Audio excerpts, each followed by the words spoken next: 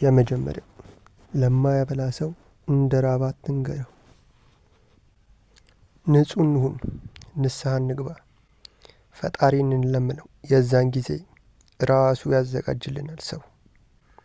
ሁለተኛ ድንጋይ ውስጥ ገብቶ 40 ዓመት ከኖረ ተዘፈዘፈ እንጂ መቼ ዋና ተማረ። የምናውቃቸው መልካም ነገሮች፣ መንፈሳዊ ነገሮችን ጾም፣ ጸሎት፣ ስግደት እንተግብር። ያለበዛ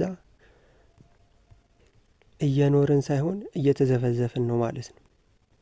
ለክፋት እንዘግይ፣ ለጥሩ ነገር ግን እንፍጠን።